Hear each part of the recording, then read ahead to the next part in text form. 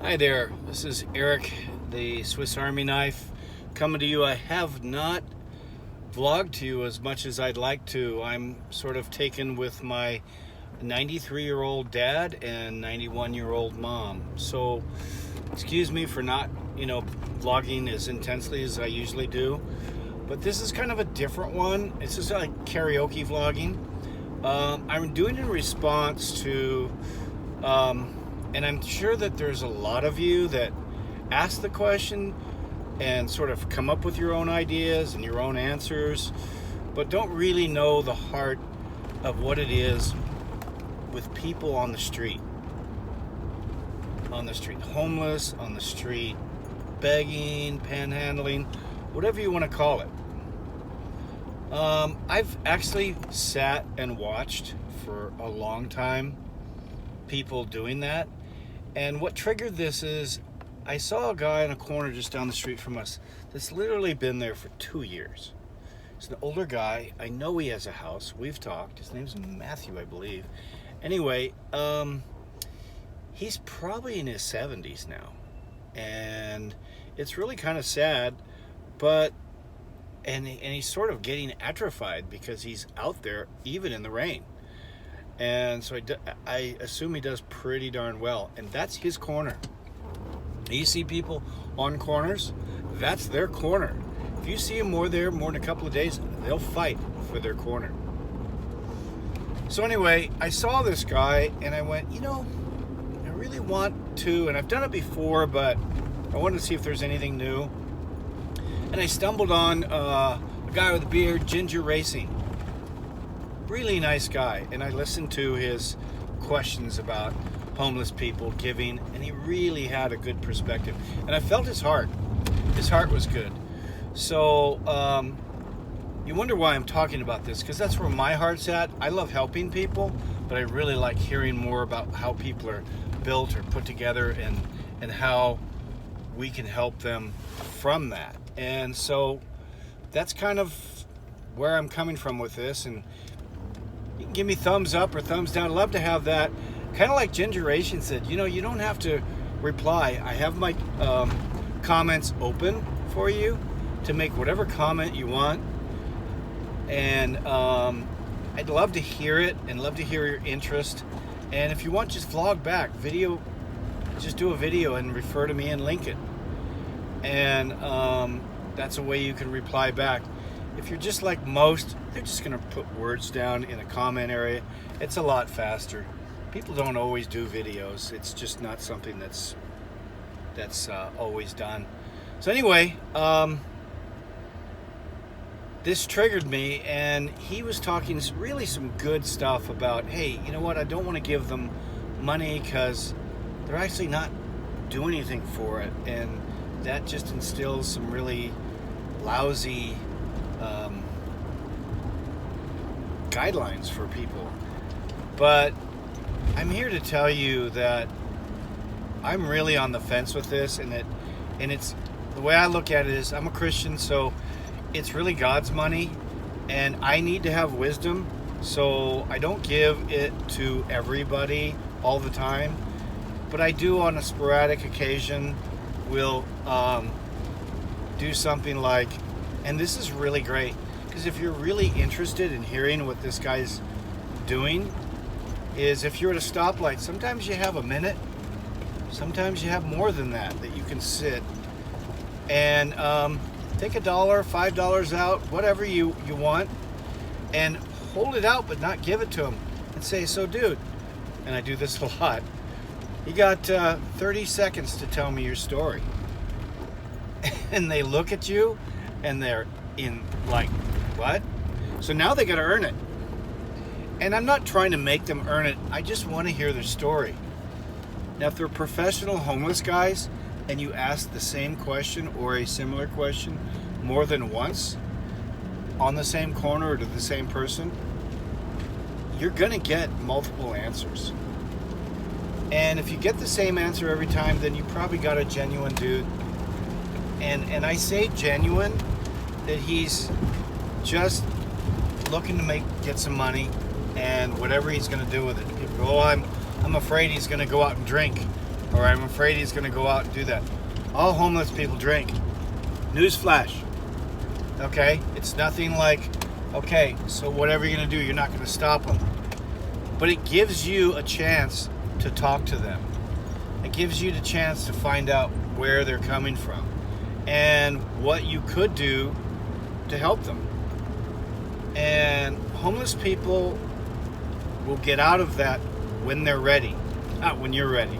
So if you want to take them shopping or whatever, or and a lot of them put like their kids out there and do all kinds of really crazy stuff, or will go put their kids out there and hide.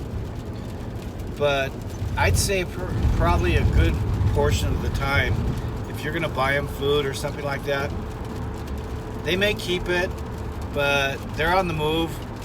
If you buy them like a burger or what have you, they probably have 50 burgers in the trash right next to where you are. It's pretty common. People just want to be able to feel good about doing stuff. So I know this sounds kind of rambling, but I'm just sort of giving you an idea of my experience. One I had was probably about 5 years ago. It was a guy in the corner, and he had a cardboard sign, and hey, what's the deal with having a sign that you can't read? It's either too small, too messy, or whatever. Anyway, I'll get into that, but this guy was getting a lot of people to give him money. And I saw on the back he had like tick marks. So I went around the back and like watched him for an hour. And every time somebody gave him money, he would just put a tick mark, like an abacus, like 1, 2, 3, 4, 5, scratch. 1, 2, 3, 4, 5, scratch. Or 1, 2, 3, 4, scratch, and you can see that all the way through. Now this guy had to make a new cardboard every time. I don't know what he was doing, but he was limping and blah, blah, blah, and a few other things. I saw him get on a bike right away, followed him to his car, nice car, and drive away. 9 to 5. So I'm not saying that all of them are like that, but there's something wrong with their process, their life process. Something's happened to them where they just don't want to and can't fill in the blanks, and it's much easier to ask for it.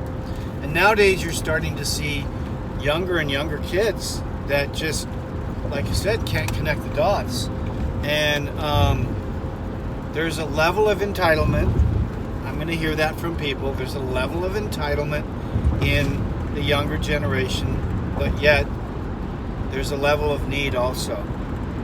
So I really can't give you a lot of, hey, it's perfect. You see this guy, go, give him money. You see this gal, go give him money. It's just not that. But what I was thinking about I'd like to do, and my idea was, I was going to go around with small cutout pieces of cardboard and go up and talk to them. Maybe even give them some money because you're paying for their time. Okay? And it's kind of, in a way, fun. And you should videotape it while you're doing it. I think you can either ask him or just do it. Or have somebody across the street do it with a portable mic. And just say, so, how do you do out here? You make money at it? People read your sign? What's your deal? Why do you... you don't ask them all at the same time. You just ask the questions as you're talking. And if he gives it up in one sentences, he's not going to give you much. Or one word, he's not going to give you much. But if he gives you a sentence, then you're probably going to be able to tear into the next one. And so asking the question, so why are you here? So when you find out why they're there and what they're doing, you get a better idea. So I asked several people. I just did a random poll of people at work, people out in the street. What do you do when you see a guy with a sign you can't read? And about 80% of the time I go, dude, I don't care about the sign. I know the guy needs money, so I'm going to give him money. So my idea in the beginning of this was to go to them, talk to them, find out what they need, and write a few words that will get people engaged to give them money, and give them the sign, and give them the pen so we can write more. And I thought that would be fun. You don't want to insult these guys. You just want to talk to them. You're not going to get them off the street. And the world's trying to get these guys off the street, and it's really hard. We have a church called Refuge Long Beach, and we feed homeless people, and we deal with, right with the guys that are right on the street. And sometimes they come right off the street and eat every Sunday. We give them a little message and stuff. And the thing is that just come as you are. We don't care if you stink or smell or even on drugs or drunk.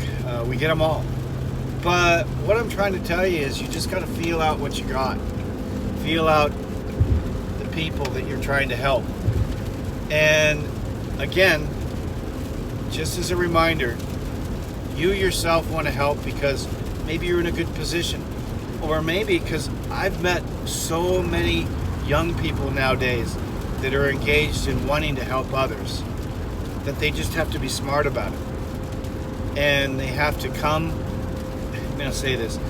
to whoever's level that you're working with and meet them there, and not try and fix them, and not try and bring them up to your level or bring them to another level. Sometimes it's just getting them a shower, it really depends. Sometimes it's bringing them a pair of pants. See a guy with shoes. I've done this so many times. I'm sorry, I'm kind of rambling on. You're going to get an idea of kind of who I am, but sometimes if you my wife has done this before. I've done this several times. I've gotten a lot wiser about it.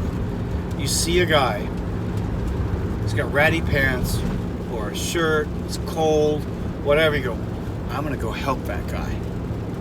So how do you do that? You run to Walmart, you run to a store, you run to, Target, whatever.